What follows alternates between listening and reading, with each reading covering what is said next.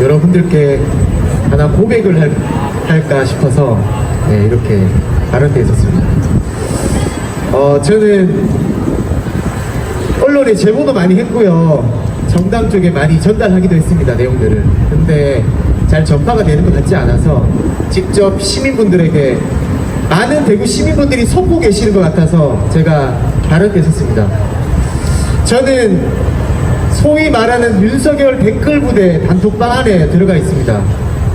윤석열이 대통령 되기 전부터 2년이 지난 지금까지 그 방 안에 들어가서 내용들을 파악하고 있습니다.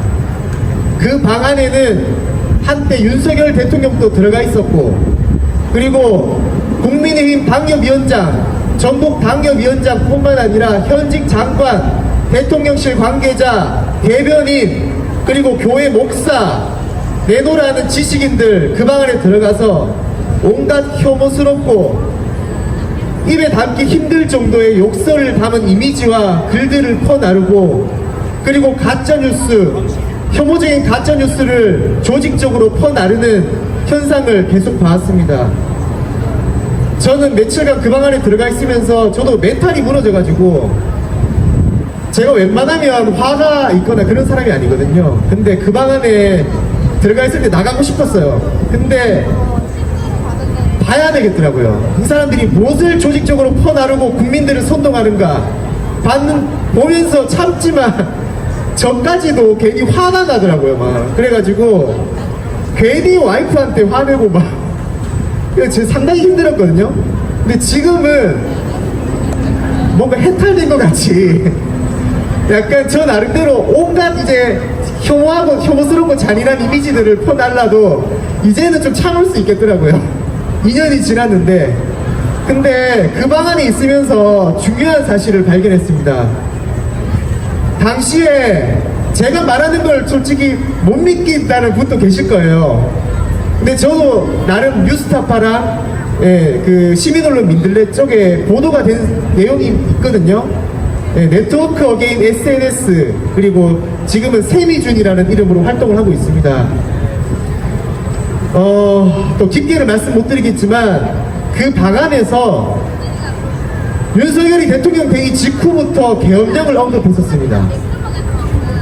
그 내용들을 주로 정광훈 쪽 교회 단톡방에 뿌리는 것을 확인을 했고요.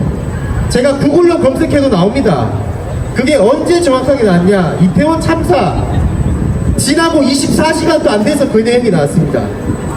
그때 뭐라고 했냐, 이태원 참사가 북한의 지령이다, 북한의 지령을 받아서 좌파 민주노총과 촛불행동 집회 참여자들이 이태원에 가서 밀었다 라는 식의 가짜뉴스를 퍼뜨리면서 마지막에는 뭐냐, 바로 계엄령의 필요성을 자기들이 언급했습니다. 그러고서는 국회를 해산시키고 전국 좌파를 군대를 일으켜 모두 죽여야 된다, 그런 내용을 퍼뜨리는 것을 제가 봤고, 솔직히 그 내용을 서울의 소리에 방송을 했었습니다. 근데 아무도 믿지 않았어요. 왜냐, 윤석열 정권 초창기고, 그리고 그 말도 안 되는 내용을 누가 믿습니까? 아무도 안 믿거든요. 그런데 지금까지 제가 겪어온 바로는 이태원 참사도 북한 중국의 지령을 받았다, 이번에 산불까지도 중국과 북한의 지령을 받아서 중국인들이 불을 지른답니다. 그걸 단톡방에 뿌리고 있어요. 그런데 그거를 우리들 안 믿죠? 그런데 누가 믿느냐, 정치 저간여층들이 믿습니다.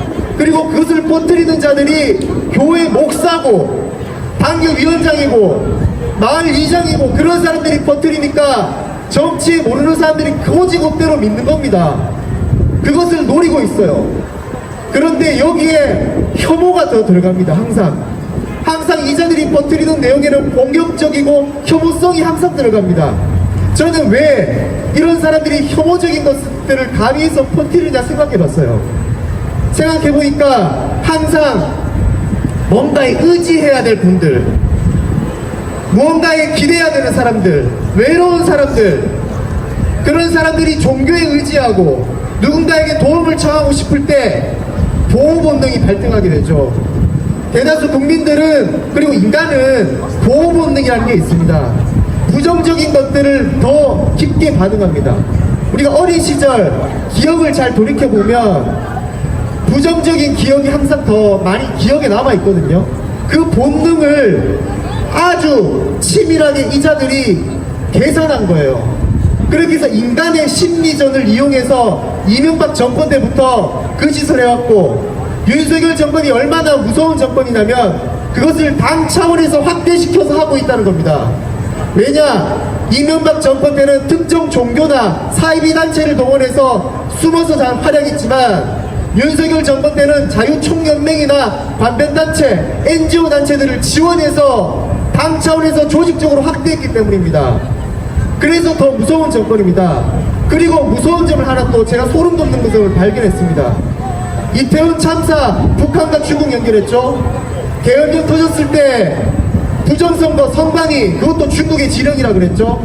왜 이자들이 사건 사고마다 중국과 북한을 연결할까요? 한번 고민해 보신 적 있으십니까? 저는 북한, 중국 관심이 없어요. 왜 그럴까요? 그리고 이자들이 항상 정광훈이나 탈북자들을 동원해서 삐라를 날렸어요. 삐라, 풍선에 탈북자들을 동원해서. 북한이 오물풍선을 보냈다고 하죠. 실제 오물풍선 안에는 뭐가 있었냐? 탈북자들과 정광훈이 보낸 삐라의 유인물을 다시 보낸 거였어요. 그런데 왜 이런 짓을 대통령실에서 돈까지 지원하면서 북한을 건드렸냐?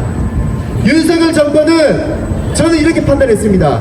중국과 북한을 이용해서 계엄을 터뜨릴 계획을 하고 있었다. 즉 윤석열은 계엄령을 터뜨리려고 대통령 된 사람입니다. 내란은 12월 3일 그때 일으킨 게 아니라 오래전부터, 대통령 되기 전부터, 그가 청와대를 버리고 용산에 갈 때부터 계엄을 이미 그때부터 준비했던 겁니다.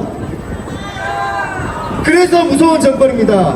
그래서 저는 얘기하고 싶습니다. 헌법재판소 재판관님들, 윤석열을 지금 77조 사망, 헌법 77조 사망만 판단해서 윤석열의 헌법을 위반했다 아니다라고 판단한다고 얘기 들었습니다.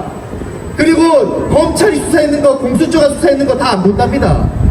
자, 77조 사망, 그 무엇이냐? 윤석열이 계엄령을 터뜨려서 헌법을 위반했냐 안 했냐라는 것을 판단하는 것인데, 그것이 입법기관인 국회가 아닌 제3의 기관을 만들어서 입법기관을 마비시켰냐 아니냐로만 판단하도록 합니다.